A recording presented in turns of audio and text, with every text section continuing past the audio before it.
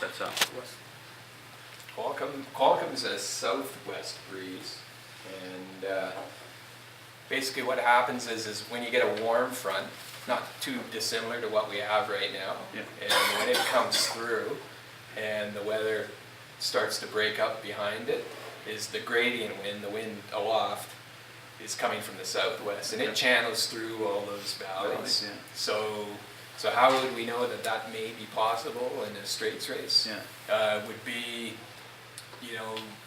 say today's Thursday and it's cold and rainy, but the weather's supposed to be not great for the weekend, but it's supposed to break up a little bit, and Sure. it's supposed to improve somewhat. So that might be a clue that that scenario may set itself up. Okay. Or you can just look at a weather map, and if the isobars are lining up with that sort of southwest, well then you just know that, and it's strong enough, it has to be strong enough, then you know that that wind may push through those valleys. So that's, they don't publish too many isobars anymore in the newspaper or anywhere, they've been... Or if all else fails, ask our weather guy on Thursday night what he thinks. Yeah, well, that's exactly it. Guy? Girl. Joanna. Joanna. And David Jones. Yeah. Yeah, and again, it's a short-lived phenomenon, but it can really change the outcome of a race, because the boats that get into it and the boats that don't, you have a group of boats that are going, directly towards the next mark, and the other ones are beating upwind to it. So obviously, bad VMG. So,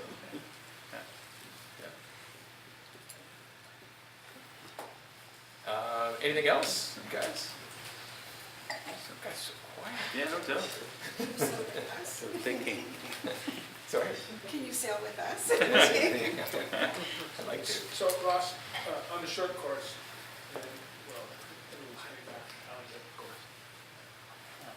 so you suggest staying a little bit to the north, watching for the play the Squamish outflow. Yeah. Until you watch it taper toward between Passage and Atkinson. And you're talking about a southeasterly wind? Yeah. Yeah, so beating back from halibut in the short course and a southeasterly wind. Yeah, I would make sure that I didn't tack too early. So, if I was hard on the wind after halibut on starboard, I'd want to head that way. And unless, the only thing that might change that is that scenario that I was just talking about, where we had, a cool, rainy day, windy, maybe even windy, and it's blowing from the east, but the forecast is for it to break up a little bit. And what you might see there is the wind slowly switch around to the southeast and maybe even the south. So at some point there, you might have to think about being a little bit to the right and just taking advantage of that. And just knowing that the other scenario is more or less spent.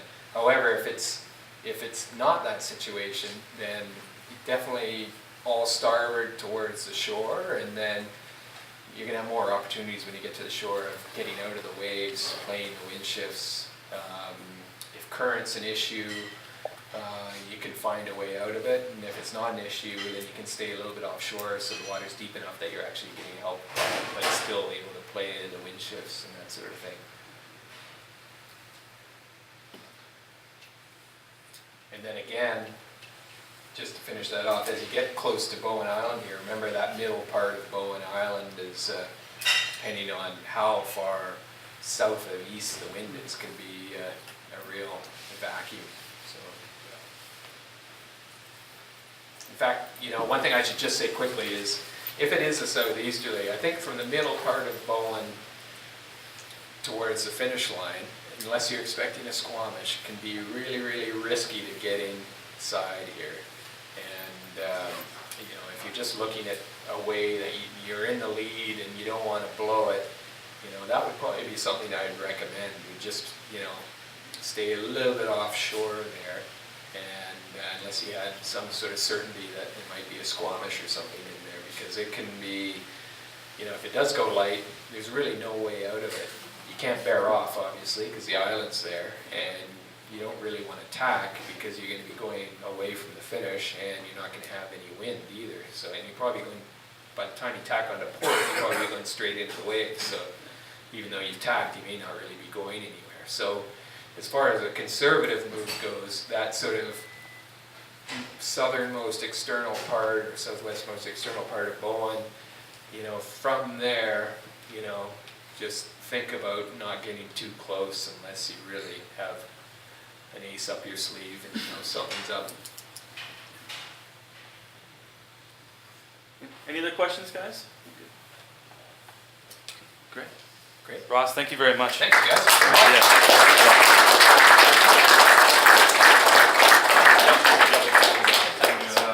Here's a small token of appreciation. We really appreciate it. Thank you.